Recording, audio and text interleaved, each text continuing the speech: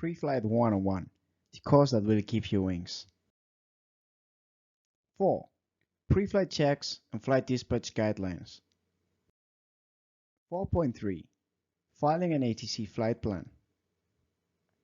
A very important part of our flight preparation is deciding whether we want to file an ATC flight plan or not.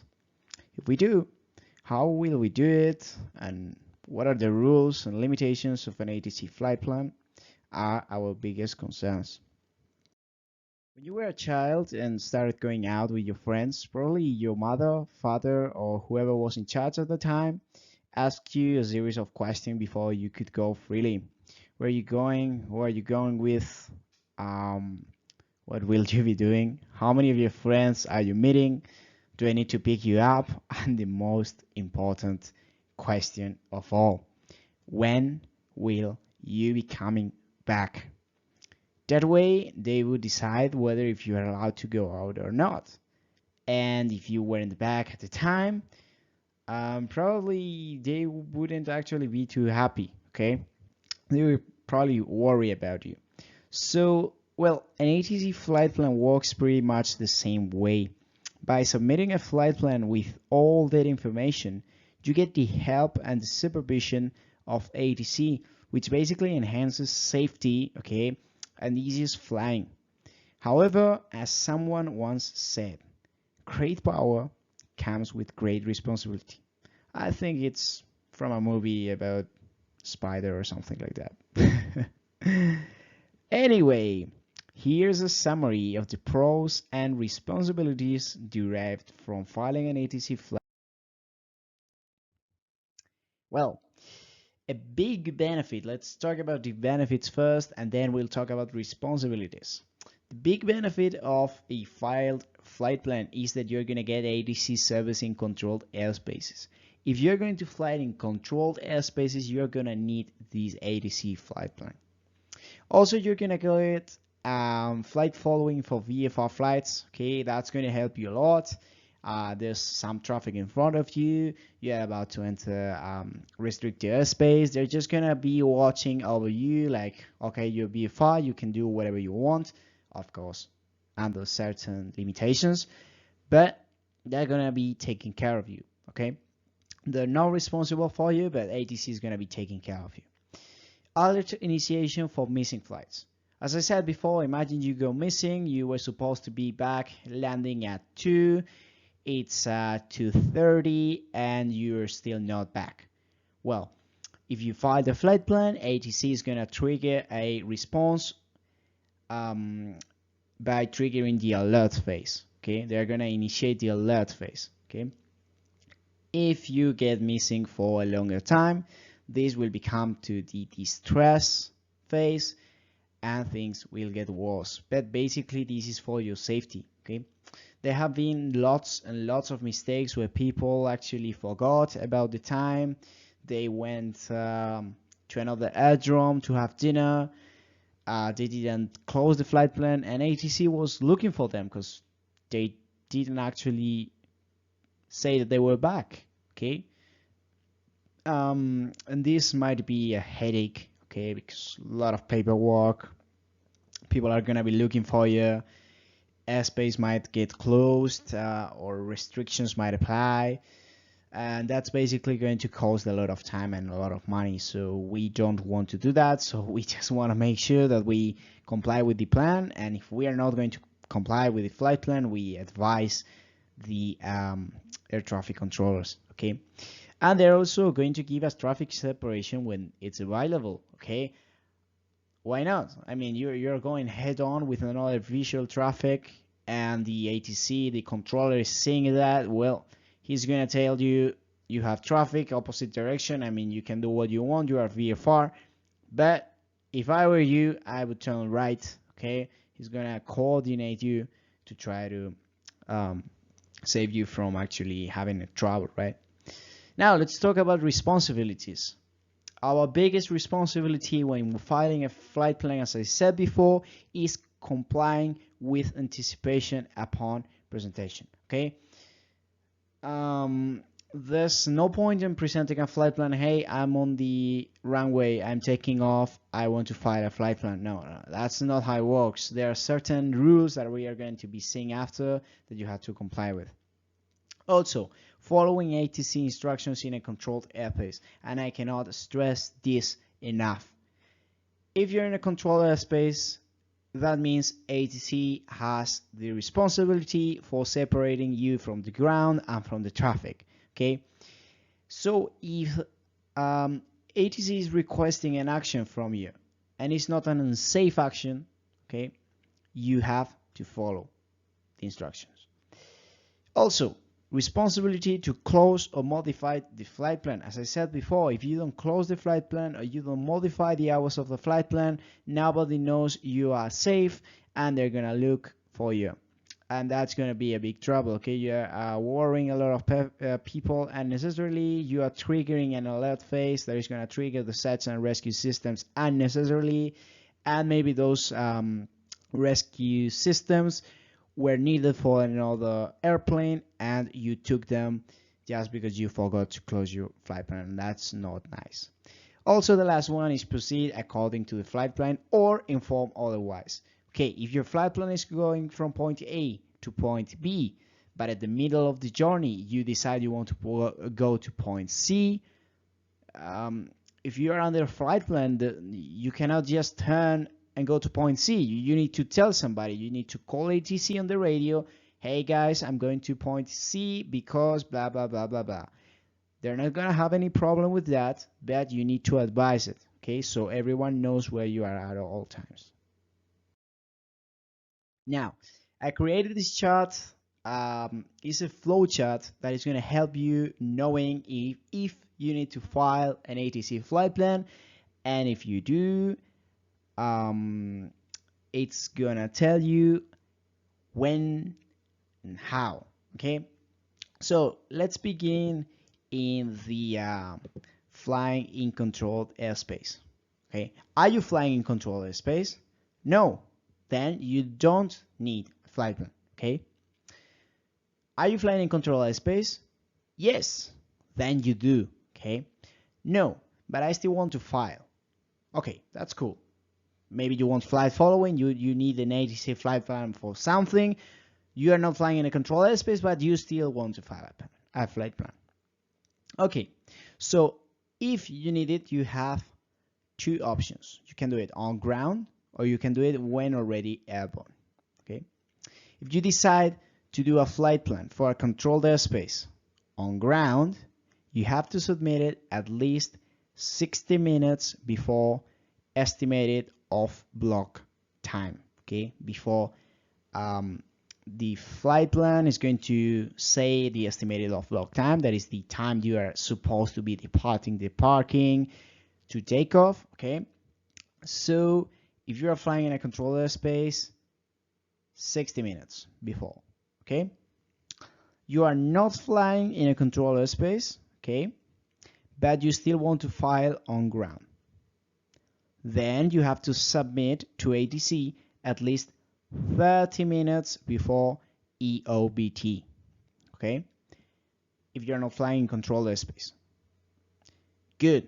There might be some regulations. For example, in my local airport in Madrid, if you are flying VFR, even if it's a controlled airspace, because it's an airport that is towered, we have control tower, you can file it with 30 minutes. That's because most of these flight schools are there, and this is to ease the operation of the flight schools. So you have to comply with this general rule, but also with the personal or smaller rules in your country and in your airdrome.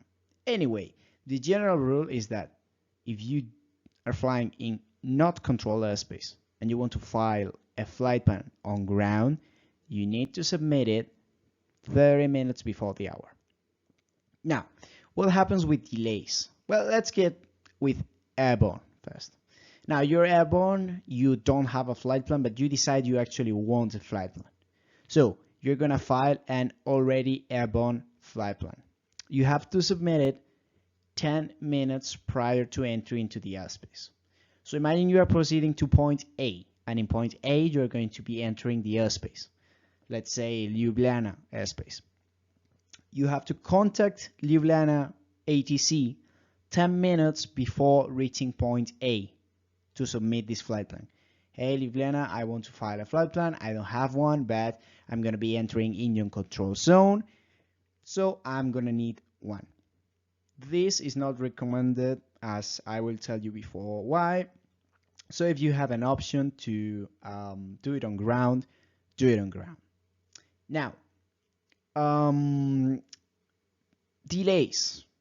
So you prepared your flight plan 60 minutes before, everything was good, but for some reason you forgot, let's say, your sandwich in the car. Man, there's no way to fly without the sandwich. We have to go back for it. You go back, but then you're gonna have a delay, okay? You are not going to be able to depart at the estimated off-the-clock time. So if the delay is more than 30 minutes after the estimated off-block time, you need to file a delay message, okay? Now, if it's a non-controlled airspace, but you still submit it, you have to submit a delay if the delay is more than 60 minutes.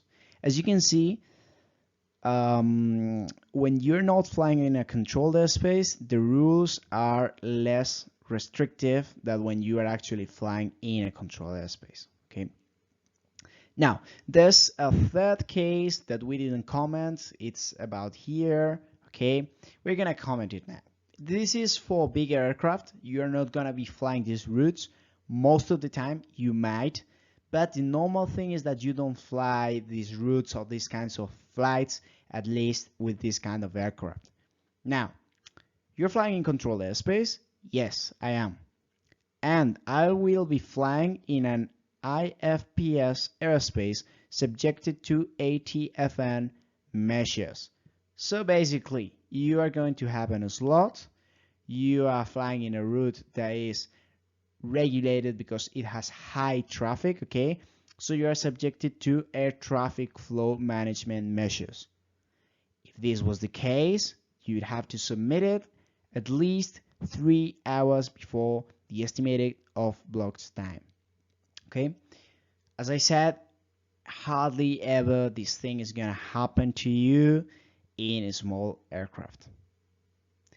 Anyway, to sum it up, you can always fly a flight plan, regardless if you're flying in controlled airspace or not.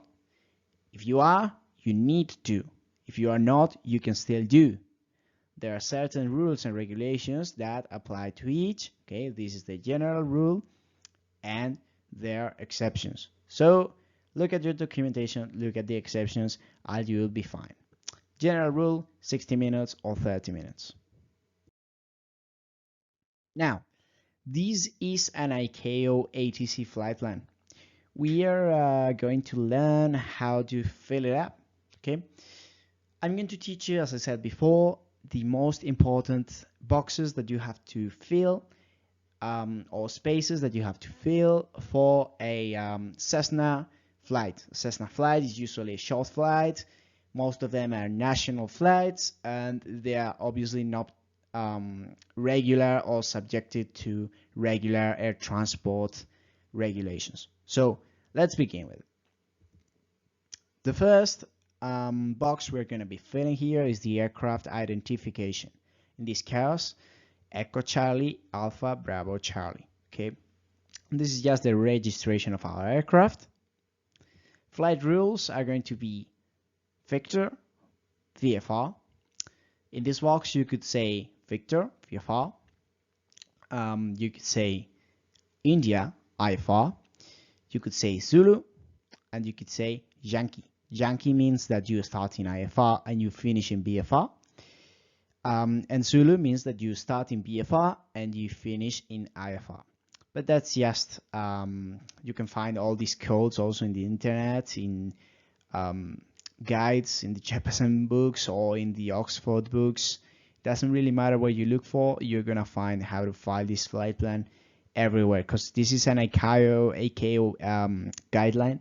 So basically it's everywhere, it's an international guideline.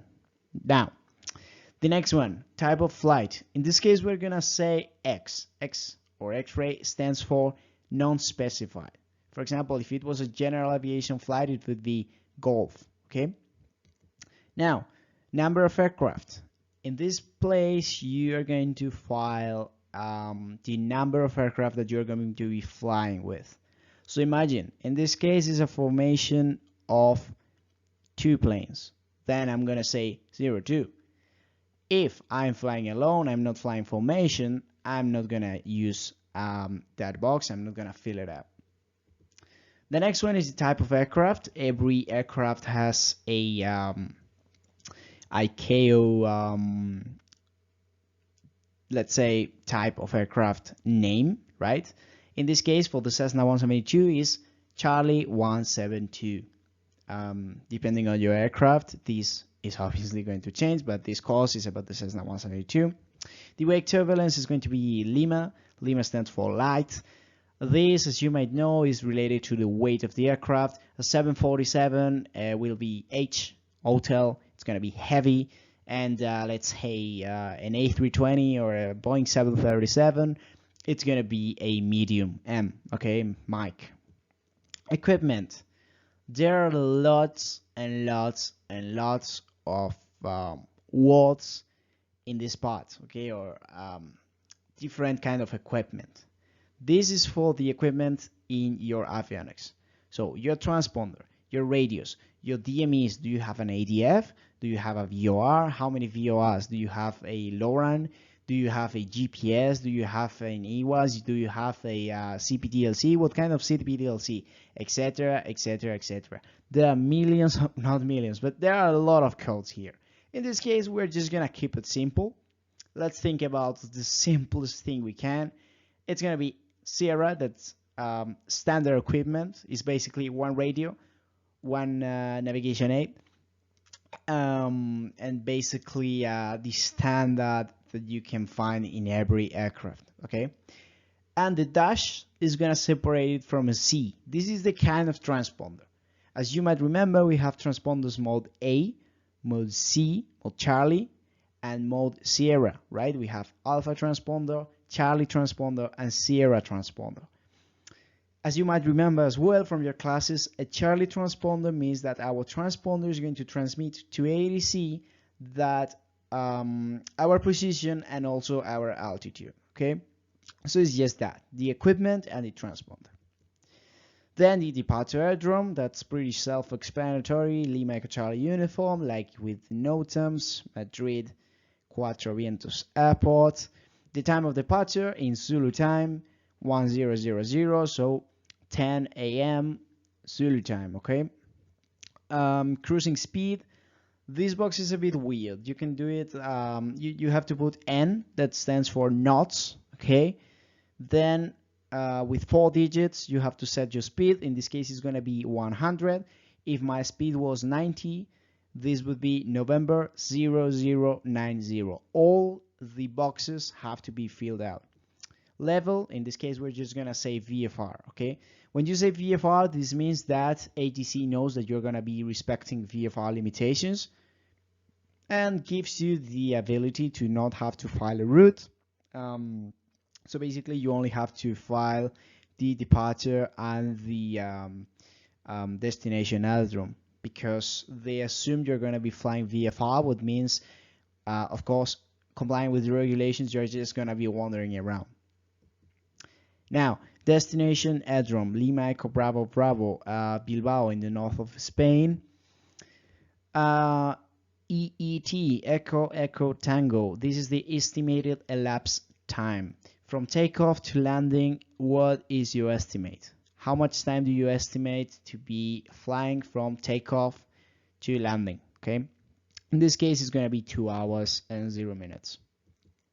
Our first alternate, there is going to be Lima Echo Mike Tango. This is a small aerodrome next to the departure aerodrome. It's going to be our alternate. And we can set a second alternate, okay? In this case, Lima Echo X-Ray Juliet, it's Santander, also in the north coast of Spain. Really good alternate for this route. Other information, well, we said before, as you can remember, that it was an X flight, which means we are not saying what kind of flight it is here, right? So we are gonna need to specify it in the other information. So it's an X flight. In this case, it's an school flight, okay? The student pilot is me, Jose Ramon Luna, okay?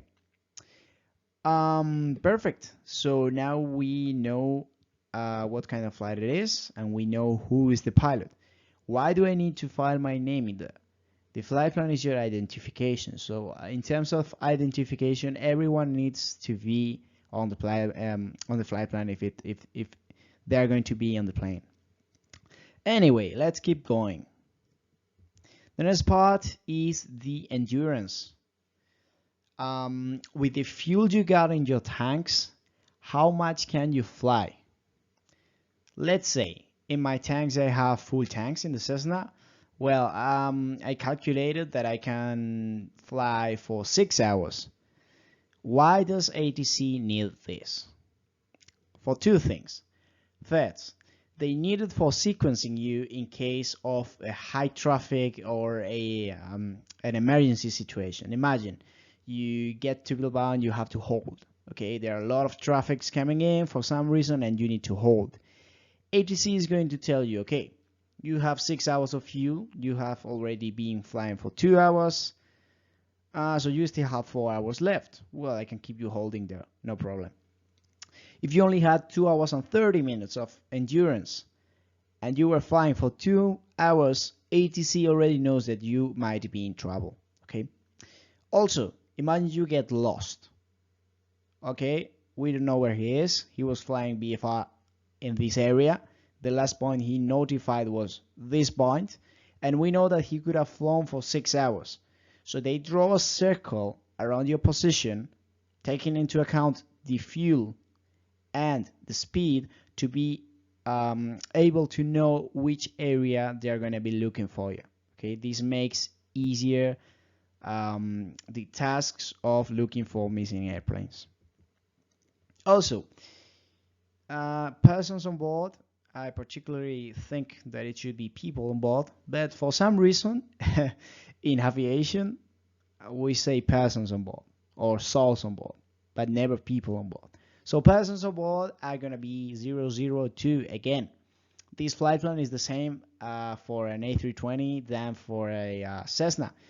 So of course we get 3 boxes. In this case, 002, me and my instructor. Now, the emergency radio, the ELT, we will talk about this in the instrumentation section. In this case, we have the ELVA fitted. Okay, it's just a kind of radio that in case of a crash is going to transmit your location to the nearest ATC with your distress signal. The rest of information is really not really relevant. We can see the survival equipment. If you are carrying any survival equipment against polar weather, desert weather, maritime weather, or jungle weather. In case you crash in these places, they know that you have survival kits and that you have more chances to be surviving and to be around the place for a longer time. Jackets, how many jackets and what kinds of jackets do you carry? This is also to know what they're looking for. If you have a jacket with lights, they know they're going to be looking for a bright light on the sea. If you have VHF, they're going to be looking for this signal, this distress signal that comes out of your jacket. Anyway, also the dinghies. The dinghies are basically the floats that the boat is going to deploy in case of teaching, okay, in case of crashing inside of the water. So just that number of dinghies. Of course, we don't have dinghies in a Cessna. So as I said before, this is for big aircraft. Now, aircraft color and markings. White with blue tail. In this case, my plane has a white body with blue tail. What is this for? Well, just for identification. Let's say they want to look for you, you crash landed somewhere, or you did an emergency landing somewhere and they send the rescue helicopters, they're looking for you. So they need to know what they're looking for let's say a blue plane, a white plane, a green plane. I don't know. The possibilities are basically unlimited. Also, we have the remarks section. Okay, the remarks section, you can give information or additional data to the ATC. This is basically to make their work easier. For example, in this case it says, please call ATO, Authorized Training Office phone, for more information.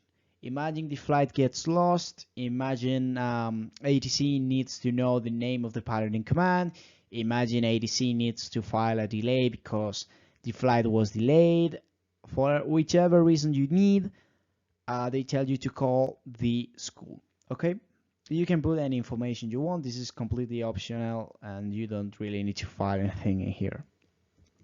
Now, the pilot in command. The pilot in command is going to be the responsible for the safety of the operation. You just have to put your name in there. And that's basically it. You can fill your flight plan. Okay, that's all you have to do. This flight plan can be submitted in multiple ways. You will have to check your local FBO office or ARO office for more information, but most of the common ways are the ones we're about to see right now. So, handing it at the ARO office or the CO, the Flight Bureau office, the FBO. This sign, this C, marks in every aircraft. This is an ICAO international sign that marks where the office is. Okay, the most basic way to file an ATC flight plan is heading into the airport office, asking for an ATC flight plan form, and filling it up and handing it in. Right? It doesn't really get much simpler than that. It's just what we did. You get that exact paper because it's always the same. You hand it back filled in and you already filed your flight plan. It's as easy as that. The second way is calling on the phone. Imagine you are abroad or the office at your local airport doesn't take manual flight plans. Another option is calling on the phone and getting them to do it for you. This is another option. It's basically the same as before, but instead of you writing, it's going to be the guy in the office writing. So yeah. You also have the virtual flight plan submission. Filing a flight plan through the internet is probably the best way to do it, as it prevents common mistakes such as incorrect writing, incorrect reading that can lead to misunderstanding. Okay, it allows for a bigger capacity due to the automation, increases efficiency of the operation, and frees the officers to perform other more important tasks. Okay. Plus, everyone in the system is going to know in real time about you and your flight plan. This is the best, guys. From the beginning, I think I would actually say it was in the States, the United States, because general aviation is really huge. It's a huge deal there. The computerized flight plan helped a lot because you can just type everything in and everything just goes to a database. So the system can actually control if everything was logged in correctly and can tell you real time, hey, you made a mistake here, something is not right here, so check it out. Okay, so that way you don't lose that valuable time. Okay, and the last one, filing it on the radio.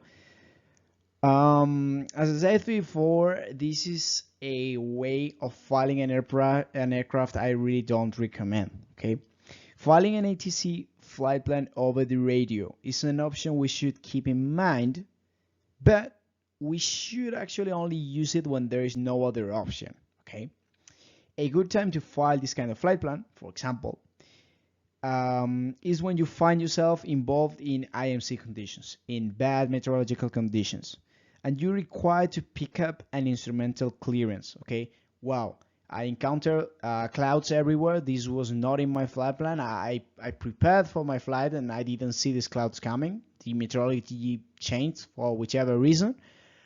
and I need to get back to the airport, but there's nothing I can see, so I need an Ifr clearance. Okay, I'm gonna need to fly Ifr. Well, for that you are gonna need to be controlled, and for that you are gonna need to file an ATC flight plan. So you might require to pick up an instrumental clearance, as I said before, or maybe ask for vectors to ATC to safely return to the aerodrome. Okay, maybe I don't know how to fly IFR, but I got lost because of meteorology, or I actually got lost. Well, I need to talk to ATC, but to talk to ATC, I actually need a flight plan. So in those emergency, well, not emergency, but in those weird or abnormal situations, I can actually do it like that. So now you know how to file an ATC flight plan. It doesn't really matter which way you use it, okay? Well, do not file it on the radio, please. That is not nice. I mean, that's gonna make the radio busy for everyone else, and that is just not nice. Anyway, as I was saying, it doesn't really matter which way you use it for submitting. The information you will have to provide is always the same. We took a look at the written one, okay? But the information is always the same. At the documentation section, you are going to find a copy of the standard ICAO flight plan, just the one we filed before. Sorry, we filled. No, we didn't file it. File it is when you give it to ATC, and obviously I'm not gonna give that flight plan to anyone. Anyway, you have it in the download section. You can practice the more you want with this flight plan. You can have fun with it. You can imagine virtual flights. You can do whatever you want with it, but practice, practice, practice. In flight preparation, practice is everything. Okay, as I said with the NOTAMS, maybe now it takes you 1 hour to file that flight plan, but if you practice after 10 flight plans, it's gonna take you 5 minutes. So yeah, nothing else I want to say in this section. Tune up in the next one, and we will see how to actually load an airplane.